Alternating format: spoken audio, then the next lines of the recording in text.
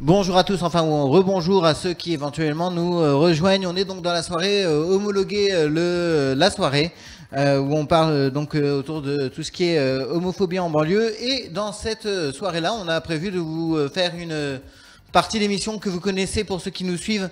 Donc l'émission Big Deal qui s'intéresse aux commerçants, artisans, entrepreneurs de l'Essonne. Et d'ailleurs, on précise quand même que cette séquence est enregistré puisque à l'heure où on vous parle, l'établissement que représente Stéphane est ouvert. N'est-ce pas? Bonsoir.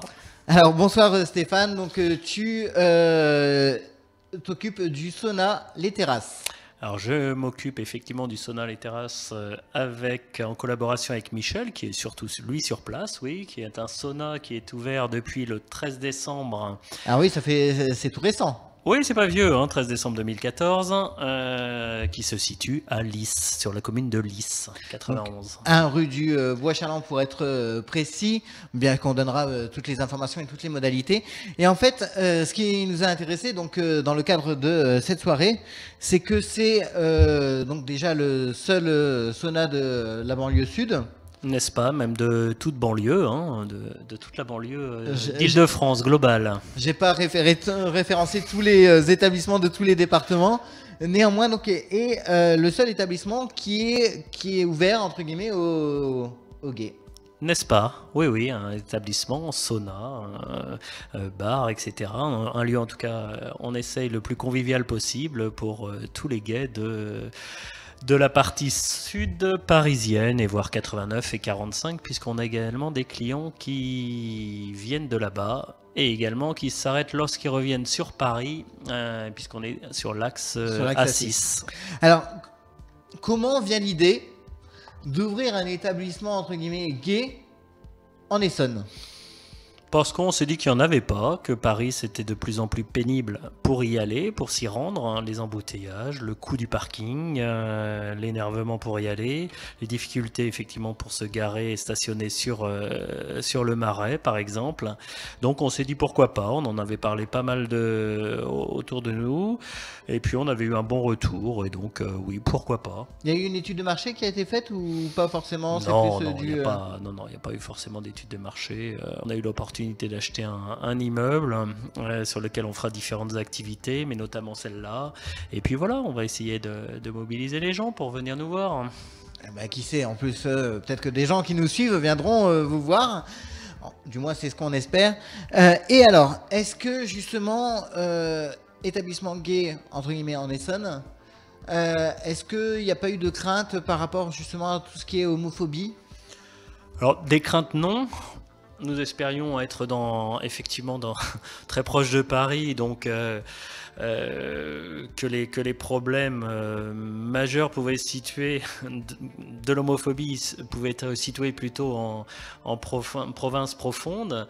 Malheureusement, on n'a pas dû avoir de chance. On est tombé sur une commune, hein, pour la nommer Lys, où effectivement l'édile local est quand même, semble-t-il, un petit peu à l'encontre de toute cette communauté. Donc effectivement, on a eu beaucoup de problèmes après, cachés sous des formes d'urbanisme et autres, mais en tout cas, tout ce que le maire a pu faire pour nous empêcher de réaliser ce projet, parce que c'est un projet qui est en gestation depuis un moment, je pense. Oui, oui, ça fait effectivement plus de 4 ans qu'on avait acheté cet immeuble, et dès le départ, on a quand même rencontré beaucoup de difficultés pour aboutir à ce projet, oui.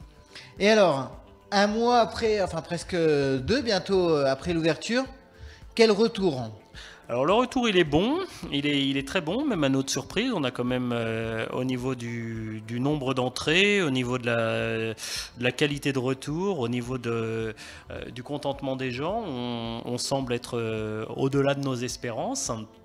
Après, c'est vrai qu'on est encore très mal connu, puisqu'on se rencontre par rapport à différents médias qu'on peut avoir, les sites de rencontres, etc., qu'on est encore très peu connu. Le bouche-oreille marche bien, mais le bouche-oreille est une méthode pour être connu assez fastidieuse, de longue haleine. Donc on espère avoir un retour un peu plus rapide encore, en communiquant encore un peu mieux et de façon différente. Alors bien évidemment, on est n'étant pas journaliste, mais prenant mon travail à cœur, je suis venu donc voir l'établissement. C'était vendredi dernier. C'est possible. Et alors, ce que j'ai constaté, c'est que il y avait quand même du monde. Oui, il y a du monde. Oui, non, on est content. Maintenant, on aimerait, comme toute entreprise, avoir encore plus de monde et encore avoir pour que nos clients qui viennent et qui deviennent des habitués s'amusent encore plus, rencontrent encore plus de gens. Mais on va y venir. Pour ça, on accentue un petit peu aussi, puisqu'on a énormément de demandes via différents sites sur le côté libertin et hétérosexuel et mixte. Alors effectivement, j'ai vu que maintenant vous faites des soirées pour tous.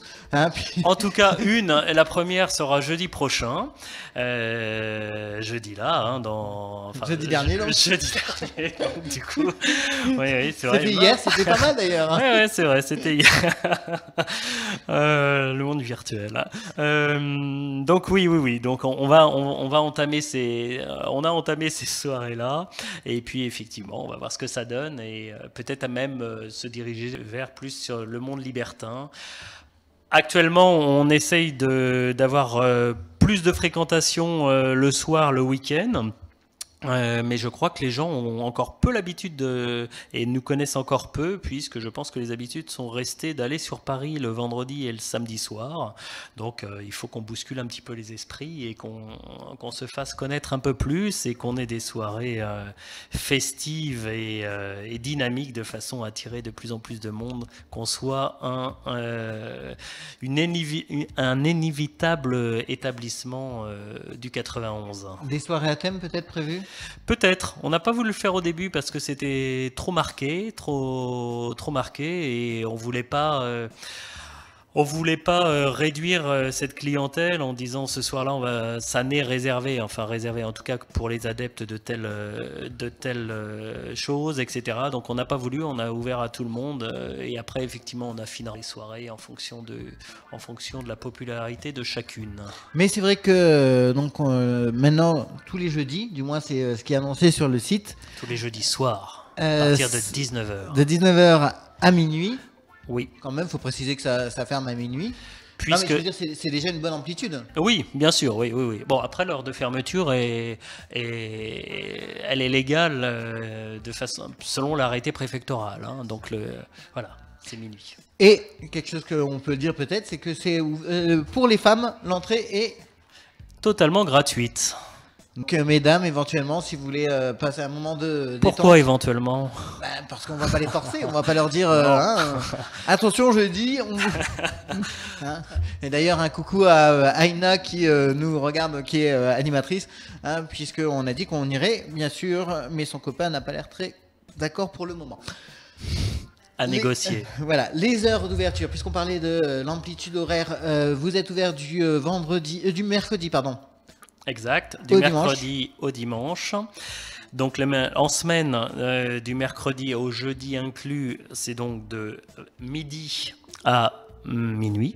Et le week-end, c'est-à-dire le vendredi soir, le vendredi donc de midi à 2h du matin et le samedi de 14h à 2h du matin et le dimanche de 14h à minuit. Vous avez changé d'ailleurs les horaires puisqu'avant c'était ouvert à midi le samedi dimanche, mais vous avez dit on va se reposer peut-être un petit peu. Pas nous, c'est les clients qui ont l'air de se reposer le week-end, donc on a suivi, on s'est effectivement adapté à leur choix d'être un peu moins réactif le matin, ou en tout cas juste après-midi le week-end.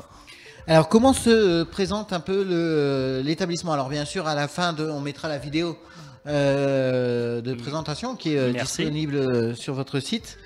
Sonaleterrasse.com. Sonaleterrasse.com. Comment se présente effectivement donc l'établissement? Moi je le sais, mais alors comment il se présente? Il est donc, il se situe au 1 rue du Bois-Chaland, sur la commune de Lys, qui est un parc technologique, c'est comme ça que ça s'appelle. Donc on a un bâtiment un petit peu atypique, un petit peu sympathique dans son architecture originelle, et cet établissement est situé au 2e étage de ce bâtiment.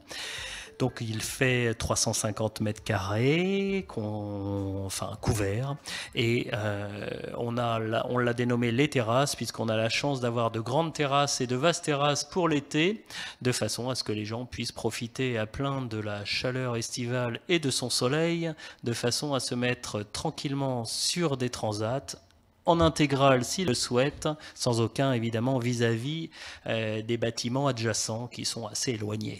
Et donc c'est bien aussi pour ceux qui, on va dire, veulent de la discrétion, puisque l'établissement, pour y avoir été, c'est vrai que est assez retiré entre guillemets. Complètement, complètement. Ça ne manque, il ne manque pas en tout cas de sa proximité, on va dire, des centres-villes, puisqu'on est même desservi, cette rue est même desservie par un bus, dont je me rappelle pas le numéro, mais tout est 417. indiqué. 417. Oh là, quel J'ai professionnalisme. fait repérage. Mais c'est indiqué sur le site internet, sur notre site, il y a un renvoi sur le site du bus. Donc vous avez même les horaires pour venir nous voir. Et effectivement, on est un peu retiré, on l'a choisi comme ça justement par précaution de notre clientèle, mais aussi pour préserver aussi le choix de chacun. Et on n'a pas voulu s'installer en plein cœur de la ville pour être justement... Non mais puisqu'on parlait justement dans les thématiques homophobie en banlieue, moi je sais pour avoir justement animé une association en plein centre-ville, où on était situé, notre permanence était située en face de la mosquée de Courcouronnes. Bon, certes, c'était peut-être pas l'emplacement idéal, mais c'était la maison des associations de Courcouronnes dont on dépendait. Et c'est vrai qu'on a eu, nous, des adhérents qui ont pu être embêtés par des personnes. Là, ça risque pas de vous arriver parce qu'il faut vraiment venir vous chercher, entre guillemets. Complètement. Faut vraiment avoir une démarche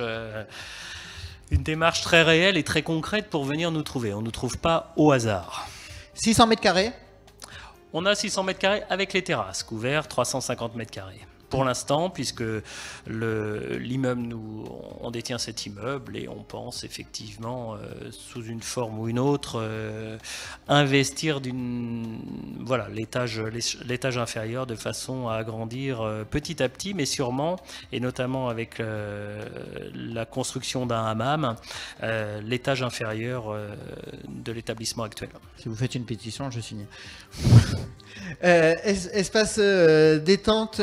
Et alors, ce qui est bien aussi, c'est que vous ne vous arrêtez pas entre guillemets, à simplement être un sauna, puisque vous faites aussi des massages, je crois. Enfin, alors, effectivement, on a voulu être un peu plus qu'un sauna tel qu'un établissement usuel, on va dire, par exemple, ce que l'on peut trouver sur Paris. On a bien conscience d'être en banlieue, donc, et on a conscience qu'on a intérêt à privilégier une clientèle d'habitués.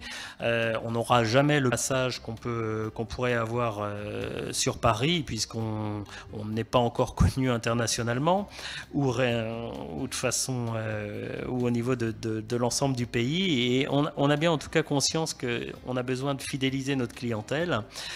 Donc effectivement, on a essayé d'en faire un lieu sympathique avec différentes petites choses en plus. Effectivement, massage, épilation. Alors on va être précis, hein, et c'est écrit sur votre site. Et ça, je le souligne, puisque un clin d'œil à nos amis de Passage Bleu, qui est situé à la Croix-Blanche, puisqu'on ne dit pas massage, mais on dit modelage. Et sur votre site, c'est bien précisé en tant que modelage, puisque le massage étant réservé aux kinésithérapeutes. Oui, j'ai aussi fait une journée... Oui, c'est vrai que c'est un modelage ayurvédique, où je me trompe un peu, mais enfin, en tout cas, venant d'un pays lointain, en la personne d'un masseur absolument compétent, diplômé, etc. Mais effectivement, le massage, tu as raison de le préciser, c'est plus thérapeutique et attention à la vigilance de l'ordre des médecins. L'ordre des médecins, et puis comme je dis, ceux qui me suivent de Passage Bleu, j'ai quand même fait ma journée de découverte des métiers là-bas, donc... Parfait. Alors, il y a des jours spécifiques pour le modelage? Alors, non, il n'y a pas de jour spécifique, c'est en fonction effectivement de la venue de la personne qui officie, mais les rendez-vous sont à prendre directement au bar. Il y a un petit carnet de rendez-vous assez extensible à la demande. Ouais, ça marche bien, Et vous proposez, tu l'as dit il y a quelques instants, donc des épilations. Alors oui, des épilations définitives. Alors c'est pas moi l'expert, hein, c'est pas moi qui les fais. fait. Donc à la lumière pulsée. À la lumière pulsée, donc effectivement. Et donc il y a une technique au bout d'un certain moment, si j'ai bien tout compris, mais il me semble que oui, c'est pas si compliqué que ça, il y a non plusieurs plus. séances. Il y a plusieurs séances et voilà, ça finit par être définitif, contrairement à l'épilage cire ou autre. Toujours donc dans l'établissement, il y a forcément un sauna. Il y a un sauna, oui, en méthode traditionnelle, on va dire. Alors juste, la chose qui m'a surpris, c'est que les douches sont que collectives. Les douches sont collectives, oui, c'est le côté convivial, voilà. Pour ceux qui de sont la pudiques. chose. Ils gardent leurs serviettes. La douche est un peu. Mais j'ai vu qu'il y a des personnes qui restent en, on va dire, en maillot de bain, enfin en boxeur. Sinon on reste en serviette, il n'y a pas de souci, on a la serviette autour de la table. Ouais, mais sous la douche, c'est pas pratique pour prendre sa douche. Ah ouais, enfin bon, ça fraternise. Donc on a compris la convivialité et le maître mot. Alors juste parce que là je suis en train de lire en même temps, hein, forcément. Espace fumeur, il est où l'espace fumeur? J'ai pas trouvé, c'est dehors. Et alors oui, il est dehors sur les terrasses. Donc on a monté une petite tonnelle de bienséance, on va dire, et on garantit la chaleur grâce au peignoir qu'on confie aux fumeurs. Bah oui, il y en a encore. D'accord, parce que quand je suis venu, j'ai pas fumé pendant. Ça c'est pas bien, fallait demander. J'étais pas bien. Hein, non, fallait demander. On aurait donné tout ce qu'il fallait. Je le serai si éventuellement je poursuis. Ça posera moins de problèmes l'été. Oui, forcément. Et alors, donc vous êtes aussi présent sur les réseaux sociaux? Alors, je ne m'occupe pas de toute cette partie marketing non plus, à vrai dire. Donc effectivement, nous sommes présents. Il y a un Facebook, il doit y avoir un Twitter. On est relayé aussi par Heads qui... Effectivement, oui, il faut peut-être le dire, c'est que de temps en temps, il y a des permanences de aide qui viennent. Oui, pour, tout en étant convivial et très amical, bah, c'est bien. On a aussi des équipes qui conscience. Viennent oui, on a toujours été en partenariat parce que c'est pas la première fois qu'on organise. Enfin, avant, on organisait des soirées un peu plus ponctuelles, mais on a toujours pris attache auprès de Heads pour effectivement avoir ce côté préventif et effectivement, ils viennent une ou deux fois par mois. Ils vont venir une ou deux fois par mois pour faire un dépistage anonyme et gratuit avec les solutions qui sont offertes maintenant, avec un petit piquage au bout du doigt et on a le résultat immédiatement. Donc oui, c'est effectivement le dépistage rapide qui permet donc, comme l'a dit Stéphane, donc on nous pique le doigt. Oui, très délicatement, ça fait pas mal, j'ai pas essayé encore. Mais moi je l'ai testé. Donc, le résultat était bon? Oui, pas de souci. Hein. C'est le seul test qu'on est content de perdre. N'est-ce pas? Oui, d'être négatif, effectivement. Même si maintenant on sait que ça arrive. Enfin, mais justement, c'est ça qui est bien. C'est puisqu'on parle, ça devrait arriver en juillet de cette année de l'auto-dépistage, possible à domicile, comme le test de grossesse. Là, c'est quand même pas anodin. On n'en a pas pour 9 mois, mais pour toute une vie. Donc, je pense que c'est pas bien. Bon, c'est bien au contraire d'avoir un accompagnement. Et l'avantage des équipes de aide, ayant été à aide,